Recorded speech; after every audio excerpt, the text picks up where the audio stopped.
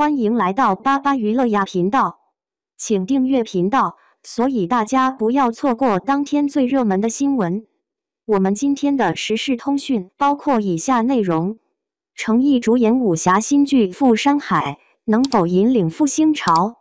程毅新剧《赴山海》终于官宣定档，一场关于武侠回归的久违热潮悄然来袭。数据显示，这部剧双平台预约量迅速突破700万，刷新武侠剧的历史记录。与此，粉丝线下百城剧宣活动堪比全国总动员。北京三里屯、上海南京路的巨幅海报震撼到连不追星的路人都忍不住驻足拍照。原著作者温瑞安直接在社交平台点赞，称这是他心目中真正的江湖。不少网友高呼仙侠男神再难稳坐神坛，这一次程毅的转型到底能不能扛住？这个疑问似乎成为拆解这场轩然大波的关键。程毅能否颠覆观众认知，重现武侠剧巅峰？让我们一点点拨开谜团。程毅的角色设定就已经挑动了观众的神经。一人分饰三角，既是现代社畜，又是古代热血少侠，还兼具腹黑反派的双重层次，这个复杂的多面性无疑让人议论纷纷。一位粉丝形容，从琉璃的清冷谪仙到莲花楼的潇洒公子，再到赴山海的反派代入，简直像演员换了3张脸。这也带来了一些争议。有网友辣评转型再好，演员也还是颜值流。于是问题来了，武侠剧领域是否真的不需要花瓶？程毅的演技能否撑起这个三角设定？所有的疑问似乎都悬而未决，吊足了胃口。线下百城剧宣的视觉冲击更是完全点燃了这种对立情绪。北京三里屯、上海南京路被巨幅海报攻陷，场面堪称江湖重现。但有路人酸酸的评论：热闹归热闹，武侠早就没人看了，这种营销能不能打是另一回事。这场武侠是否还能翻红的冲突，无疑是各方争议的焦点。要弄清楚这场武侠回归究竟能否奏效，我们不得不来看几个关键细节。首先是制作方面，赴山海信誓旦旦地放出话绝不使用绿幕抠图，全剧采用实景拍摄，连武术指导都选择了非遗大师团队。与常见的特效流仙侠剧相比，赴山海似乎要在真实感上大做文章。有人说，这次或许是血肉之躯真的要与刀剑碰撞了。质疑者也没少为这波营销泼冷水，实景能说明什么？要看剧情脚本够不够扎实。这就把焦点拉向了剧情本身。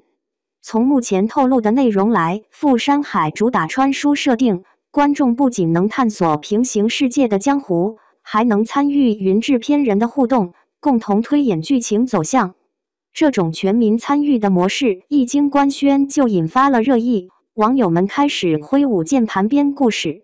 而这样的玩法也显然拉近了普通观众与剧目的距离。一个有趣的大爷评论说，年轻人一本正经做编剧，搞得我有点想看看他们能整出啥花。从菜场大妈到社交媒体达人，赴山海的互动性成功让武侠有了一次与现实交织的可能。云制片人模式看似吸睛，也暗藏隐忧。太多的剧情分裂与意见分歧，会不会让整部剧陷入东一榔头西一棒子的混乱？就在观众纷纷热议的时候，一些质疑声却逐渐浮出水面，让原本高涨的期待陷入了一股隐约的低潮。有业内人士指出，目前国产武侠剧的发展其实已经进入了瓶颈期。对比《琅琊榜》《天涯明月刀》等作品，人们发现现代武侠剧普遍存在3板斧问题：人物设定单一，叙事套路化，视效过度依赖。这些问题导致武侠剧越来越仙侠化，观众甚至逐渐难以分辨江湖与修仙世界的差别。赴山海的主创团队能否巧妙规避这些问题，仍是未知数。关于程毅自身转型成功的讨论也愈演愈烈。有评论写道，程毅能演腹黑反派，有点悬吧。这种质疑似乎并非空穴来风，因为从目前曝光的片段，程毅的反派表现确实稍显稚嫩，观众对于他的谪仙标签似乎还未完全能够接受角色转向。正方声援与反方质疑的分裂，让这部剧的前景蒙上了一层阴影。而在线下，百城剧宣虽然盛况空前，却成为一些人的槽点。有不少吐槽声音说海报倒是做的挺豪华，但这种场面再大也不过是粉丝自嗨。言辞背后隐隐传递一个问题：中国市场对于武侠剧的期待是否已经降低？程毅一人能否扛起整个类型剧的复兴？就在质疑声逐渐扩大时，傅山海放出了一张猛料杀手锏。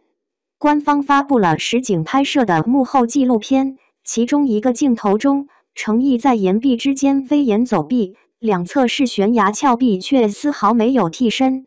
网友发现，他的体重从138斤骤降到118斤，全程挂威亚，奔跑都非常吃力，险些摔伤。这个真材实料的内容迅速刷新了反方观众的认知。微博上关于拼命拍戏的程毅到底能不能撑起武侠剧的热议进入白热化阶段？一些原先持批评态度的人甚至表示，好像真不是花瓶，能吃这苦算有点东西。这种颠覆认知的高光时刻，无疑让观众重新审视傅山海的诚意，但同时也引发了对剧本的担忧。有人提出一个尖锐问题：演员吃苦是好，但剧本叙事苍白，再拼也救不回来。随着这波演员与制作的矛盾论被炒起，更大的冲突也开始在行业内酝酿。观众心里直接从单一的质疑变成更复杂的期待与怀疑交织。这个阶段，程毅终于以自己的努力让剧情走向出现了转折，但这转折能不能稳住是一场新的博弈。当好评与期待涌现时，另一股暗流悄然潜藏。傅山海曝光了一些更详细的剧情片段，不少网友发现，这部剧的美术设计虽然追求古朴真实，但与观众长久以来习惯的仙侠式江湖美学在审美上存在较大断层。有粉丝吐槽，这哪是江湖，看着太土了，连仙侠的梦幻感都没有。而这种偏接地气的艺术风格也让部分路人感到不适，要不然还是直接改成仙侠的了，武侠这条路真的不好走。与此云制片人玩法也出现了预想之外的问题。有观众指出，参与剧情的互动虽然趣味十足，但整体叙事思路存在割裂，部分桥段语言突兀，风格不统一。好像我们成了编剧，但怎么感觉越编越让人出戏？这种分歧又给制作团队出了一道难题，想迎合多样需求，可能会导致剧情变得更加难以协调。而行业内对程毅的转型仍然存有质疑，一些业内人士冷眼旁观，武侠剧这次真能翻身吗？程毅能演主，但收费平台的点击量未必能有仙侠剧半分亮眼。这种观望态度让人觉得武侠剧复兴似乎遥遥无期。从高调官宣定档到几轮反转，傅山海和程毅共同点燃了一场武侠剧复兴的希望，也制造了诸多争议。在这个过程中，观众意见分裂，行业态度微妙，似乎都在试探这个类型能否真正迎来转机。但老实说，要论国产武侠剧的复兴，单靠一部剧或者一个演员，显然过于理想化。制作团队的诚意毋庸置疑，但如何平衡具体的讲故事能力与市场期待，才是更大的挑战。程毅勇于转型的决心是值得肯定的，但也得承认，仙侠到武侠的跨度确实很难跨越。价值不在于背水一战，而在于打下稳固的基础。程毅不当谪仙改当少侠，他这次拼尽血汗，真的能让传统武侠剧绝地反攻吗？